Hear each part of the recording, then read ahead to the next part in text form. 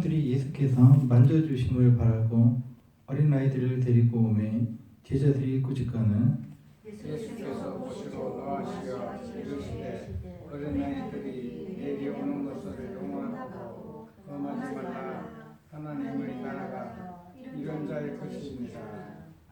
아멘. 자, 오늘 계속해서 마가복음을 읽습니다.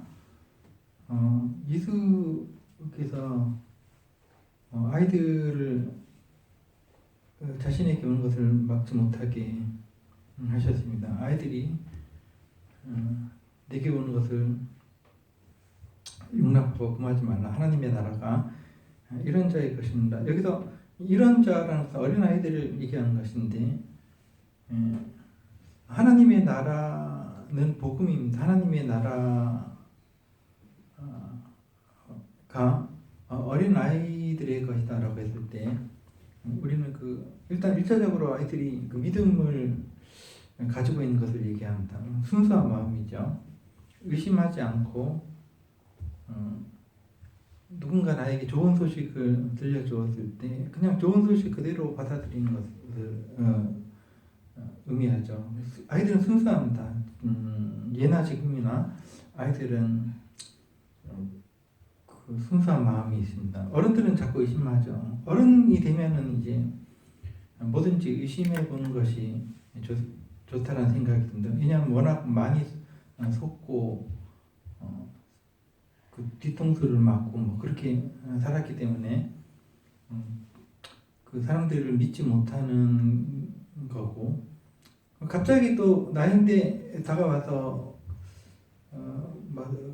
과도한 친절을 베푸는 사람은 조심하게 되고 뭔가 거리를 둬야 될 사람으로 보여지는 거죠. 그게 어른인데 뭐 그게 나쁘다는 것은 아니고 지금 예수님께서 어린아이들을 칭찬하신 이유는 아이들이 누구에게로 가는 겁니까? 내게 오는 것이 되어 있죠. 예수님 즉 나쁜 사람이 아닌 아이들이 지금 오고 있는 대상은 그 예수님입니다. 예수 그리스도. 그래서 일단 우리가 예수님을 믿기로 했으면 예수님은 나쁜 분이 아니잖아요. 예수님은 하나님의 아들이고 우리에게 좋은 것을 주시는 분입니다. 그러니까 그게 대상이 예수님이라면은 우리는 어른이라도 지금 어른이 되었더라도 어린 아이들처럼 예수님께 모든 것을 맡길 필요가 있다라는 것이죠. 어린아이들이 그 어머니의 손에 그 부엌에서 쓰는 칼이 들려 있는다 할지라도 조금 더 이렇게 어머니를 의심하거나 두려워하지 않지 않습니까? 그 칼의 용도가 아이들은 뭔지 몰라요. 어머니가 가지고 있는 손에 들고 있는 칼의 용도는 모르지만 어머니란 대상을 믿기 때문에 두려워하지 않는 거고 그냥 믿는 거죠. 그래서 어머니는 그 칼로 음식을 만들고 아이들에게 좋은 여러 가지를 일을 하죠. 그런 마음으로 일단 우리가 어린아이가 되라는 게 아닙니다. 어린아이들처럼 아무나 믿어버리는 그런 어리석은 어른이 되라는 것이 아니고 일단 대상이 우리 하나님이고 또 예수 그리스도라면은 우리는 다 알지는 못해도 하나님과 예수 그리스도에 대해서 다 알지는 못해도 그 대상이 이분들이라면은 무조건 이것저것 따지지 말고 의심하지 않고 믿어드리는 그 자세가 필요하다라는 것이죠. 그래서 우리의 삶에서 하나님께서 나를 어떻게 인도하시든지 우리는 하나님을 믿습니다. 하나님을 대상으로 우리가 믿고 있기 때문에 그냥 무조건 믿어드리는 것이죠.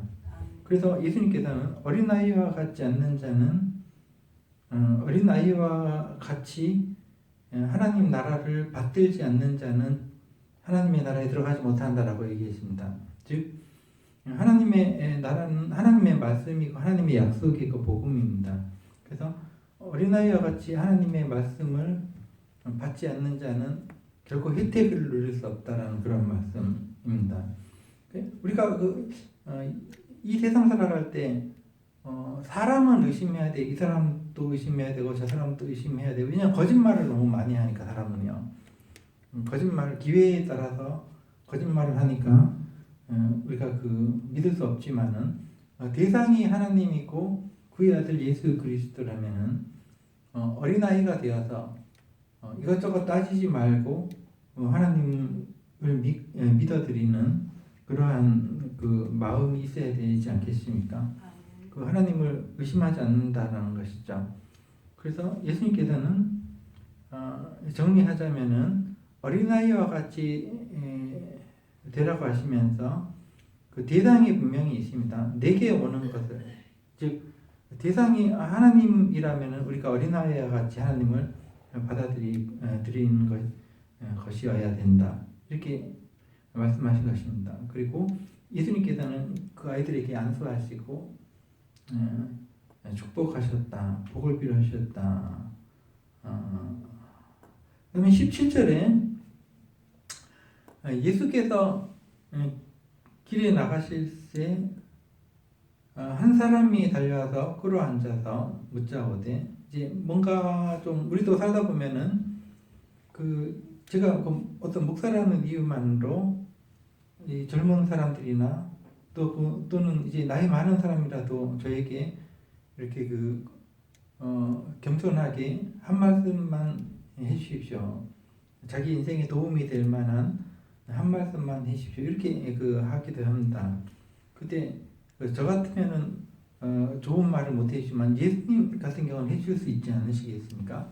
그러니까 어떤 사람이 예수님께 와서 꿇어앉아서 간절한 마음으로 자신의 인생에 있어서 지침이 될 만한 좋은 말씀 한 말씀만 부탁드립니다. 이렇게 했던 거고, 내가 무엇을 하여 영생을 얻으리까라고 질문한 것은, 영생이란 것은 죽지 않고 영원히 사는 것일 수도 있지만은 완전한 행복일 수도 있습니다. 제가 무엇을 해야지 완전히 행복할 수 있겠습니까? 이런 보다 근본적인 질문일 수가 있습니다. 왜냐하면은 우리가 죽지 않고 계속 산다고 해도 괴로움과 고통 속에서 죽었다 다시 살아나고 그런 것을 반복한다면은 그것은 고통일 뿐입니다. 행복이 없는 영원한 삶은요. 그래서 지금 이 사람이 무릎 꿇고 구하고 있는 것은 영원히 그냥 안 죽고 사는 것이라기보다는 보다 근본적으로 어떻게 해야지 완전한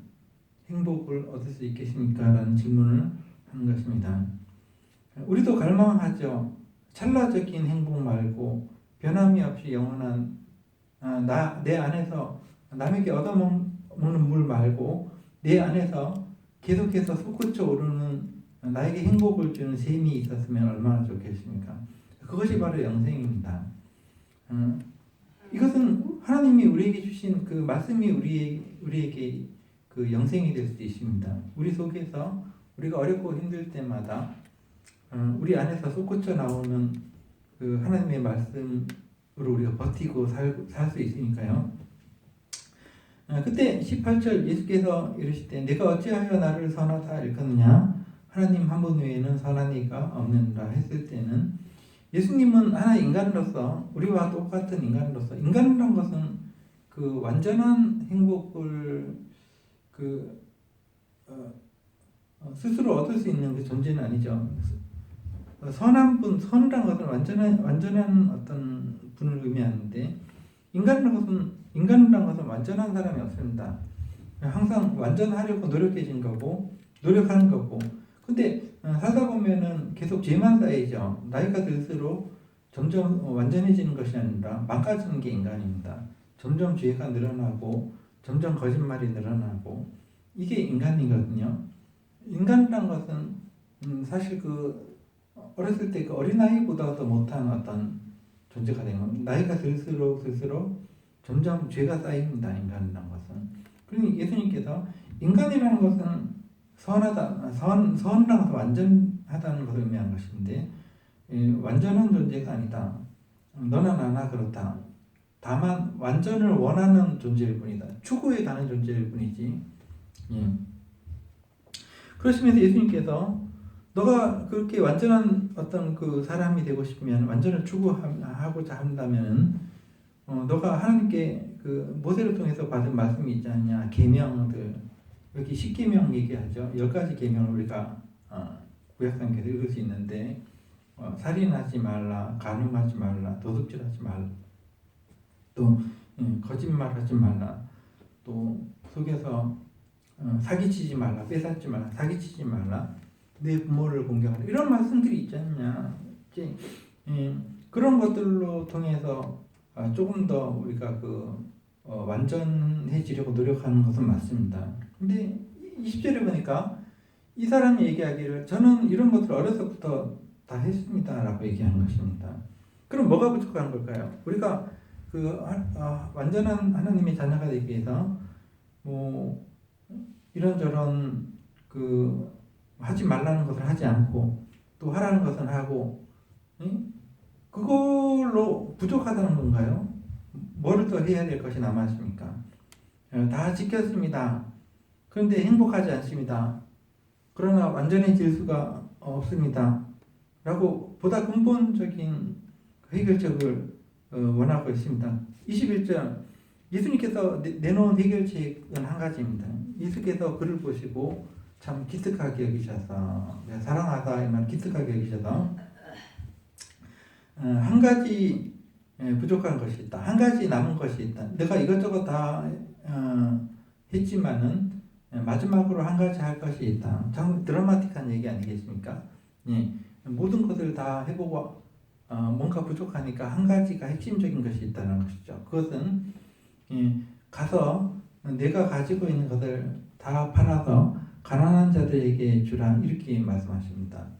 그러면 여기서 중요한 그 핵심 포인트는 가난한 사람들을 구제하라는 것이 아닙니다.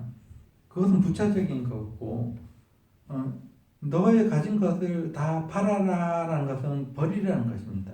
너가 가진 것을 모두 다 버리라. 그러니까 너가 손에 움켜잡고 있는 것을 놓으라는 것입니다. 그래야지 너가 행복해질 수 있다는 것이죠. 네가 움켜잡고 있으면은 결코 행복해질 수가 없다는 것이죠. 네가 아무리 노력을 해도 이것저것을 다 노력해도 한 가지를 안 하면은 결코 완전히 행복해질 수는 없다. 그 한 가지가 바로 네 손에 있는 것을 놓으라는 것입니다. 이런 얘기가 있죠. 어떤 사람이 산속을 헤매다가 밤이 왔습니다. 발이 잘못 발을 디뎌서 낭떠러지에 떨어져 내려가다가 나뭇가지를 붙들었습니다. 칠 같은 밤입니다. 달도 별도 없습니다. 그 나뭇가지를 붙들고 이제 그 나뭇가지에서 팔에 힘이 떨어져서 떨어지면 이제 그 나뭇가지를 놓치게 될 거고 자기는 천길 낭떠러지로 떨어진다고 생각을 했습니다. 기도를 하기 시작하죠. 하나님 제발 좀 살려주십시오. 간절히 기도하니까 하늘에서 소리가 들려오기를 네 손을 놓아라라고 소리가 들려온다. 하나님의 음성이 들려왔다는 거죠.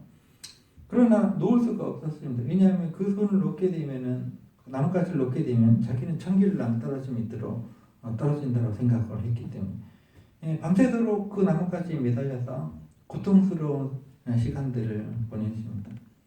새벽이 되고 해가 밝아오니까 아래를 내려다보니까 놀랐습니다. 왜냐하면은 지금 잡고 있는 나뭇가지 그 밑으로 바로 땅이 낭떠러지가 아니라 땅이었던 것입니다. 땅. 그냥 놓으면은 그냥 풀짝 할 수 있는 것 그걸 놓지를 못하고 밤새도록 그 나뭇가지를 붙들고 자기의 시간을 고통 속에 허비했던 것입니다. 그런 얘기가 그 불교에서도 이런 예화는 많이 들고 우리 기독교에서도 많이 듭니다. 공통입니다. 이거는 우리 세상을 살아가는 동안에 우리 손에 있는 것을 어떻게든 잡고 있으면은 많은 소유를 가지고 있으면은 행복할 수가 없습니다. 그 소유를 통해서 행복한 사람은 없습니다. 손에 뭔가를 움켜잡고 행복을 추구하는 사람들은 결코 행복할 수가 없습니다. 그래서 그 손에 있는 것을 과감하게 놓아버리면 그만큼의 행복이 다가오는 것입니다. 놓은 만큼 행복하는 것이죠. 그래서 예수님께서는 너가 완전한 어떤 그 삶을 원하고 완전한 어떤 행복을 원하면은 네 손에 잡고 있는 것을 놓아라라는 거예요. 자, 그러나 이 청년은 그 밤새도록 그 나뭇가지를 붙들고 고통스러운 시간을 보냈던 사람과 같이 예수님 앞에서 이 재물이 많은 거로 재물을 자꾸 버리라 그러니까 슬픈 기색을 띠고 근심하면서 갔다. 슬픈 마음으로 근심하면서 살았다는 것이죠. 그 이후에도 그럴 수밖에 없죠. 손에 붙들고 있으니까. 그래서 예수님께서는 23절부터 보니까 손에 뭘 들고 있는 자는 그게 재물이든 명예든 권세든 간에 하나님의 나라에 들어가기가 심히 어렵다고 얘기합니다. 하나님의 나라는 궁극적으로 뭡니까? 영원히 죽지 않고 사는 것이라기보다는 완전한 행복입니다. 하나님의 나라는 완전히 행복해지기 지는 것이 하나님의 나라인데 그것이 복음이고, 그런데 그 손에 뭐를 자꾸 소유를 하고 자꾸 들고 있고 세상적인 그 어떤 자랑, 명예, 돈 이런 것들을 자꾸 의지하고 붙들고 있으면 결국은 그 완전한 행복을 얻을 수가 없다라고 예수님께서는 그 말씀하십니다. 얼마나 하나님의 나라 즉 완전한 행복을 얻기 힘드냐 하면 예수님께서 예로 드신 것이 25절에 보니까 낙타가 바늘구멍 통과하는 거 이게 불가능한 거죠. 즉 뭔가를 내가 붙들고 있다면은 완전한 행복을 얻는 것은 전혀 불가능하다는 그런 얘기를 예수님께서 하고 계십니다. 그러니 26절에 제자들이 예수님께서 그렇게 말씀하시니까 어떤 사람이 그러면 완전한 행복을 얻을 수 있습니까? 모두 다 움켜잡고 있는데 저마다 사람들은 자기가 그 움켜잡고 믿고 있는 것들이 있어요. 그게 돈이든 명예든 학벌이든 간에 어떤 세상적인 자랑이든 간에 붙들고 있어요. 없는 사람이 없죠. 그런 것이. 그런데 그것을 그런 사람들은 결코 완전한 행복을 얻을 수 없다라고 말씀하시니까 제자들이 그러면 누가 행복을 얻을 수가 있겠냐? 구원이라는 것은 행복입니다. 누가 구원을 얻을 수 있겠는가? 누가 완전한 행복을 얻을 수 있겠는가? 완전히 행복하다면 지금 죽어도 좋다 이런 말을 공자도 한 적이 있습니다. 오늘 내가 진리를 얻고 완전히 행복해진다면 내일 죽어도 좋고 오늘 살다가 오늘 밤에 죽어도 좋다 뭐 이런 식으로 얘기한 적이 있는데 그게 완전한 행복이죠. 근데 제자들이 우리가 다 움켜잡고 있는데 어떻게 행복할 수 있겠는가? 그 예수님께서는 사람의 힘으로는 할 수 없다. 하나님이 도와주시면 된다라고 말씀하시고 그 베드로가 이런 얘기를 합니다. 28절에 베드로가 말을 합니다. 우리는 모든 것을 버리고 주를 따랐나이다. 이 말은 일부분 사실입니다. 완전하게 버린 건 아니었지만은 성경을 읽어보면 이런 베드로나 안드레, 야고보, 요한 이런 사람들은 직업을 버렸습니다. 직업을 버리고 또 아버지를 섬기는 어떤 그 시간도 버리고 여하튼간에 뭘 희생을 했기 때문에 예수님을 쫓을 수 있는 거 아니겠습니까? 교회 생활이라는 것은 희생입니다. 자기가 손해 안 보려고 하면 교회 생활이 안 됩니다. 뭐든 간에 시간을 희생하든 돈을 희생하든 희생 아니겠습니까? 근데 베드로는 우리가 희생을 하긴 했는데 큰 희생을 감수하고 예수님을 따랐다는 것이죠. 모든 것을 버리고라는 것은 뭐 실제로 모든 것을 버렸겠어요. 이 말이 그렇다 그거지. 여하튼간에 큰 것을 버리고 크게 버리고 주를 따라왔습니다. 이렇게 예수님께 말씀드리자 예수님께서 크게 칭찬을 하셨습니다. 나를 위해서 손에 움켜잡고 있는 것이 형제든 자매든 어머니든 아버지든 자식이든 전토 즉 돈이든 간에 그런 것들을 과감하게 버린 자는 30절 궁극적으로 영생을 받게 된다. 영생 완전한 행복으로 얻을 수가 있다라는 거죠. 그래서 오늘날 저와 여러분들의 어떤 신앙생활이 내 거는 그대로 움켜잡고 있으면서 어떻게 좀 하나님 덕을 볼까 이런 식으로 신앙생활하면 결국은 행복해질 수가 없습니다. 어린아이가 되어서 완전한 믿음을 드리고 완전히 하나님을 믿어드릴 때 비로소 그 희망이 있는 것입니다. 하나님의 나라, 완전한 행복, 완전한 기쁨을 얻을 수 있는 그런 길이 될 수 있다는 것을 생각을 하면서 31절 마지막으로 먼저 예수님의 제자된 자들이 얻지 못하는 것들도 어떤 사람들은 나중에 교회에 나왔으면서 완전한 행복을 얻는다는 것이죠. 그럼 교회에 일찍 와가지고 완전한 행복을 얻지 못한 사람들은 아직도 움켜잡고 놓지 않기 때문에 얻을 수가 없는 것인데, 이제 시기적으로 이제 새신자가 돼서 이제 하나님의 말씀 이제 들은 사람들 중에서는 자기의 손을 과감하게 손에 움켜잡고 있는 것을 놓은 사람들은 이미 오래 신앙생활을 한 사람들보다 먼저 그 기쁨을 얻을 수가 있다라는 어떤 그 말씀으로 해석을 하는 것이 좋겠습니다. 오늘은 예수님의 말씀을 생각해 보면서 우리는 교회 생활을 하면서 우리는 그 어린아이와 같이 하나님을 대상으로 믿어드리고 있는가라는 질문을 우리 자신에게 하고, 또 우리가 무엇을 움켜잡고 있으면서